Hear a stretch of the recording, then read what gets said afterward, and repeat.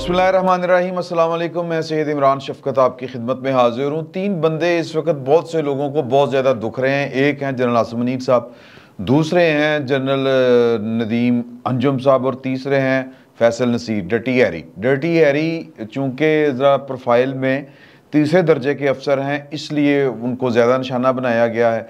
और चूँकि तीसरे दर्जे के ऊपर हैं, DGC हैं, तो फिर वो जो महकमे के अंदर और आपके जो कलीग्स वगैरह होते हैं वहाँ पर ये बड़ी होती है, वो जो होती है ना जिसको हम कहते हैं शरीकेबाजी, वो भी होती है। और वहाँ उस ओहदे के ऊपर पहुँचना ज़रा आसान होता है।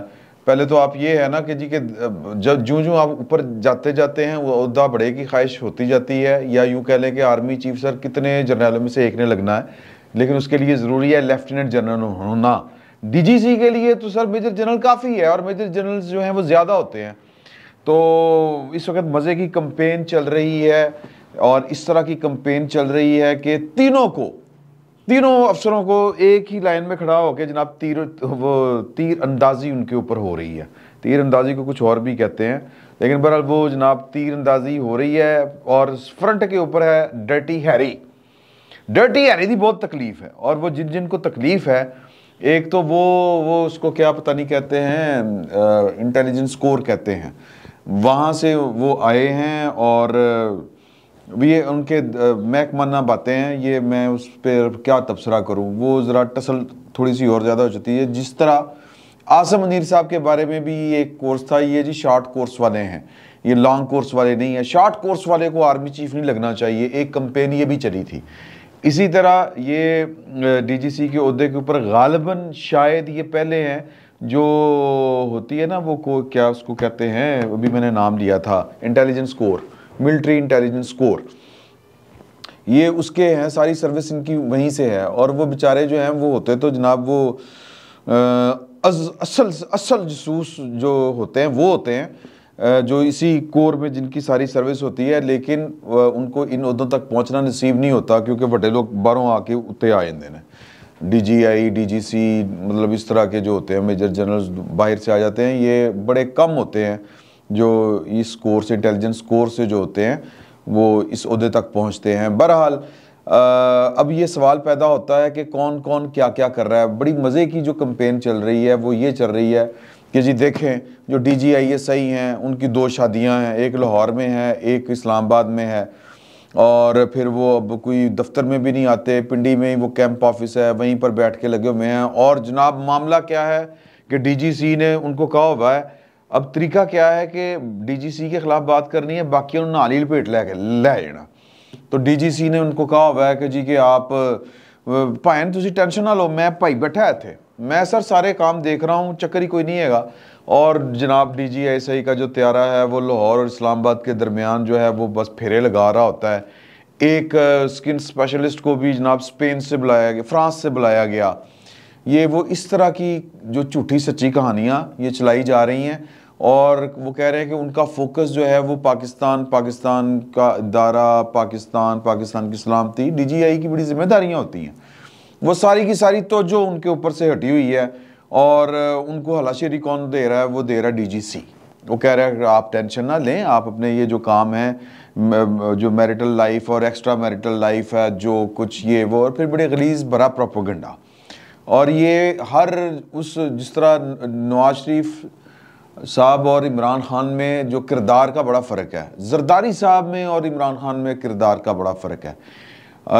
हम लोग नफ़रत करते फिरें नवाज शरीफ साहब के साथ, और जो है वो जरदारी साहब के साथ।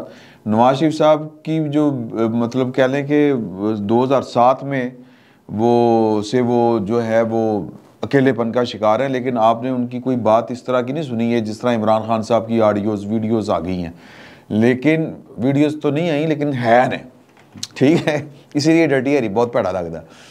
तो वैसे तो वो फैज़ साहब के पास भी हैं, बाजवा साहब के पास भी हैं, चलें बहरहाल हमें क्या, सानू की जिन्ना खादियाँ गाजरां ढिड उन्हां दे पीड़। तो बात हो रही थी, जो असल में बात कर रहा था कि ये हमारे यहाँ जब भी किसी को टारगेट करते हैं तो फिर इस सतह के ऊपर जाके ज़रूर करते हैं कि जी वो कुव्वत बख्श अद्वियात। आपको याद होगा कि नवाज शरीफ साहब के ऊपर भी ये जी कि जब पहली दफ़ा इनकी हुकूमत गई थी तो वज़ीर आज़म हाउस से कुछ CDs और कुछ इस तरह की जो ममनूआ अद्वियात हैं वो मिली हैं। तो ये बड़ी घटिया सी गलीज सा एक प्रोपेगेंडा होता है जो ये किया जाता है। या तो ना कि वो ले आए, जिस तरह इमरान खान साहब की ऑडियो सामने आ गई ना, या वीडियो आ जाएगी सामने, फिर ले आए इस तरह की चीज़ें। तो डर्टी हैरी की नफ़रत में नदीम अंजुम साहब, जनरल नदीम अंजुम साहब जो हैं वो रगड़े जा रहे हैं। और साथ में चूँकि अब नदीम अंजुम साहब से ज़्यादा पावर किसके पास है, वो है आसिम मुनीर साहब के पास।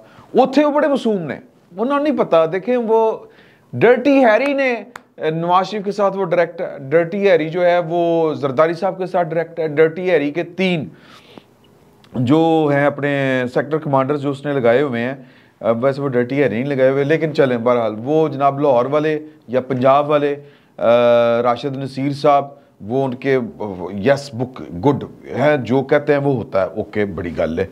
फिर जनाब वो फ़हीम साहब जो है वो इस्लामाबाद वाले, वो भी बड़े फिट, रिपोर्टां पूरियाँ, वो जनाब इमरान खान के पीछे पड़े हुए, कहने का मतलब ये नाम नहीं लिया।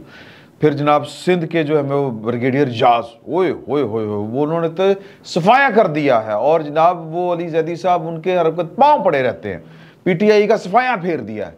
तो इस तरह की बातें करके तो ये डायरेक्ट है नवाज शरीफ के साथ, और डायरेक्ट है ये जरदारी साहब के साथ हैरी, और इसने जनाब उनके ज़रिए अपनी मर्जी का आर्मी चीफ लगवा लिया। ऐ कैसी गल है। और जनाब वो अब बड़ी लुट मचाई हुई है उसने। सर ये सारी बातें जो हैं, ये अब इसके पीछे मैंने पता किया है, ये सोशल मीडिया के ऊपर चल रही हैं, और ये इमरान खान साहब के जो भोंपू हैं, और जो कहते हैं कि हम इस तरह की बातें ये इसलिए कर रहे हैं कि पाकिस्तान जो है वो पिछले 75 साल से हमारी कारस्तानियों की वजह से उसका बेड़ा गर्क हुआ। सर सियासी किरदार की वजह से हुआ, एक बात। दूसरी बात, ये आपको उस वक्त बातें बुरी नहीं लगती थी जब ये तजर्बा किया जा रहा था पाकिस्तान के ऊपर, या एक अन्यवा पाकिस्तान की सियासत और रियासत के ऊपर पाकिस्तान के सिक्योरिटी इस्टेब्लिशमेंट जो थी काबज थी और पूरा पंजे गाड़े हुए थे, यानी जनरल फैज साहब और जनरल बाजवा साहब के दौर में, तब वेरी गुड, सब कुछ ठीक था, बहुत अच्छा चल रहा था। खान साहब आए हुए थे, हमारी लंबी दिहाड़ियाँ लग रही थी। ये सारे वो लोग हैं जो इस वक्त कर रहे हैं, और इनके पीछे कुछ और लोग भी हैं। इनके पीछे वो अंदर के लोग हैं जो मुखासमतें होती हैं, प्रोफेशनल जेलसी होती है, और वो टांगे खींचने का जो कल्चर है दुनिया भर में होता है, लेकिन मेरा ख्याल है कि जो थर्ड वर्ल्ड है वहाँ पर ये बहुत ज़्यादा होता है। कि आप जिस तरह आज़म मुनीर साहब के ख़िलाफ़ वो था ना, कि जनरल फैज़ हमीद साहब आखिरी वक्त तक कोशिश करते रहे, कभी वो जनाब पहुँचे नवाज शरीफ साहब के पास इतना कुछ करने के बावजूद, यानी कि नवाज शरीफ साहब को वज़ीर आज़म जब थे उनको हटाने, और फिर बड़ी पुरानी साजिशें कर रहे थे उनके ख़िलाफ़। लेकिन जब टाइम आया कि मैं खादम, मैं नौकर, मुझे आर्मी चीफ लगाएं, देखे मैं इमरान खान को 6 महीने में इसका मक्कू ठपता हूँ, और मुझसे ज़्यादा बेहतर कोई मक्कू नहीं ठप सकता। ये आसिम मुनीर साहब आपकी वो खिदमत नहीं कर सकते। यार क्या चक्कर, मतलब आप हिसाब लगाएं टांगे खींचने का क्या लेवल होता है। फिर वो जरदारी साहब तक भी पहुंचे कि मैं गलती होगी, मैं बहुत तंग किया, ये छड्डो, लेकिन मैं मेरे ऊपर बाजवा साहब बैठे हुए थे, हाँ हुक्म करो, नवाज शरीफ को मनाएं और जनाब मुझे मर्ज खिदमत का मौका दें।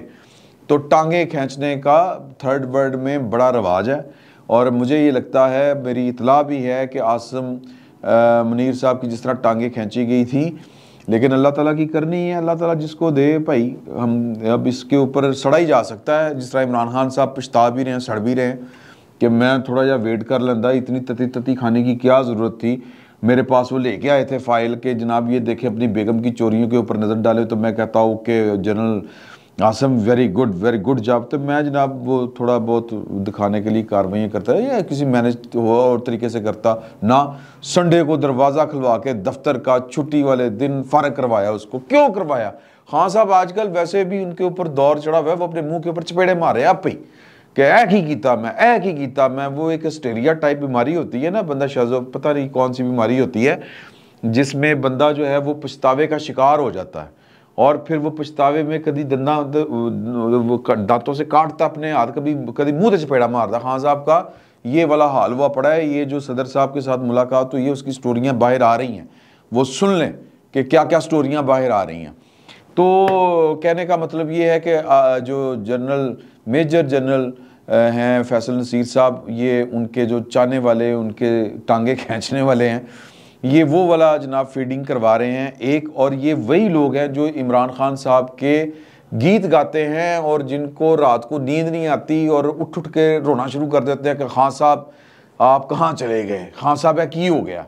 क्योंकि एक तो होता है कि नेक नीति के साथ कुछ लोग काम कर रहे होते हैं, लेकिन वो प्रोपेगेंडे का शिकार हो जाते हैं, यकीन कर बैठते हैं कि यार कि जो हमें ख्वाब दिखाए गए थे वही सच थे। होते हैं ये पाकिस्तान की सिक्योरिटी इस्टेब्लिशमेंट के साथ ये अलमिया जो है ये कई बार हुआ है कि खुद ही एक काम स्टार्ट किया। ज़िया-उल हक साहब ने किया था ना कि जनाब मुजाहिद होना चाहिए, मुसलमान होना चाहिए, ये होना चाहिए, वो होना चाहिए, लोग बिलीव कर गए और फिर लोगों ने अपनी जानें दी और फिर रजिस्ट किया। जब परवेज़ मुशर्रफ साहब का दौर आया और बड़े बड़े लेवल के बड़े बड़े अफसर रजिस्ट किया उन्होंने कि नहीं ये कैसे हो सकता है, जहाद को हम कैसे यूँ कर सकते हैं, वो कर सकते हैं, ये हो सकता है, वो हो सकता है। तो ये है सेटबैक है एक। तो इसी तरह जो कह लें कि इमरान खान साहब के चाहने वाले हैं वो समझ रहे हैं कि इमरान खान साहब ने जो तशख़ीस की है अपने ख़िलाफ़ मर्ज़ की, वो जो मर्ज़ है वो फैसल नसीर साहब हैं। अगर ये दूर हो जाएगा, अच्छा फैसल नसीर साहब क्यों हैं? क्योंकि इमरान खान साहब DGC का जो ओहदा है ये कुल मिला के उसकी पैदावार है। पहले ये शुजा पाशा साहब होते थे, फिर उसके बाद ज़हीरुल इस्लाम साहब होते थे, फिर फैज़ हमीद साहब आ गए, ठीक है जी। और फैज़ हमीद साहब के बाद भी जो DGCs थे वो इनको सपोर्ट में लगे रहे। वो मेजर जनरल इरफान साहब जो थे, मलक इरफान, जिन्होंने अपनी क्या नाम था मरियम को धमकी दी थी, स्मैश वी विल स्मैश, है जी। तो वो सारे के सारे जो हैं इमरान खान साहब को पता है कि ये मोज़े जो होते हैं वो इसी दफ्तर की मर्ज़ी हो तो होते हैं। ये जो है वो दुनियावी ना खुदा बने हुए हैं जो पाकिस्तान की सियासत की जो नाव है वो जिस सिमत चाहते हैं लेके चल पड़ते हैं। तो यहाँ पर जो ये बंदा बैठा हुआ है, जब तक ये बंदा बैठा हुआ है इसका मतलब ये है कि साड़ी खैर नहीं हैगी। तो लिहाजा जो वो लोग जो एक तीर से दो शिकार करना चाह रहे हैं कि खान साहब की मोहब्बत में भी और फिर अपनी नफ़रत में भी, कि वो फैसल नसीर को टारगेट किए हुए हैं, इन्फॉर्मेशनें झूठियाँ सच्चियाँ पता नहीं क्या क्या ये प्रोपेगेंडा चल रहा है। और उस चक्कर में कि फैसल नसीर इतना तेज़, सर अगर फैसल नसीर इतना तेज़ है ना सर, तो फिर सर कोई और काम कर लो, फिर कोई और काम कर लो। यानी मैं खान साहब को ये कह रहा हूँ कि फिर आप कुछ और अपने बारे में सोच लें कि अगर उसने अपनी मर्जी का आर्मी चीफ लगवा लिया है, अगर उसने अपने DGISI को कहा कि भाएं तुसीं घर रहा करो, तुहानूं आने की लोड़ कोई नहीं। और इस वक्त तक इस प्रोपेगेंडे का हम निचोड़ निकालें, एक वन लाइनर निकालें, तो वो ये है कि इस वक्त पाकिस्तान जो है वो मेजर जनरल फैसल नसीर की मुट्ठी में है। फैसल नसीर चला रहे हैं पाकिस्तान, माशाल्लाह सुभान अल्लाह, क्या बात है, वेरी गुड, छा गए हो तुसीं। और यार खुदा का खौफ करें यार, मतलब ये कि बजाय इसके कि आप पाकिस्तान या सियासत के जो बुनियादी असूल हैं उनके मुताबिक सियासत करें। सियासत का बुनियादी असूल क्या है कि आपने लोगों के लिए सियासत करनी है, लोगों के ज़ोर के ऊपर करनी है, लोगों की ताकत के ऊपर करनी है। तो वो उसको वो चैनल छेड़ें। ये जो चूँकि अब ये खान साहब का मसला है कि वो इसके अलावा उनको कुछ आता नहीं, वो कर नहीं सकते।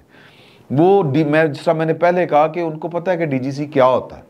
तो DGC मेरे हक में नहीं है तो फिर DGC मेरे हक में कोई होगा तो मेरी सुनी जाएगी। और सर नहीं होना है ये काम, अब नहीं होने। आप अपनी मर्जी का साई दे दे के बढ़वा लो DGC DGISI, फिर भी ये काम नहीं होना जो आपकी ख्वाहिश है, जो आप समझ रहे हैं, जो आप सोच रहे हैं, अनटिल अनलेस कोई बड़ा हादसा ना हो जाए। अगर मामूलात ज़िंदगी बिजनेस एज यूजुअल चलता रहा तो खान साहब ये प्रोपेगेंडों का कोई फ़ायदा नहीं होना, आपकी नहीं सुनी जानी। तो मर्जी है।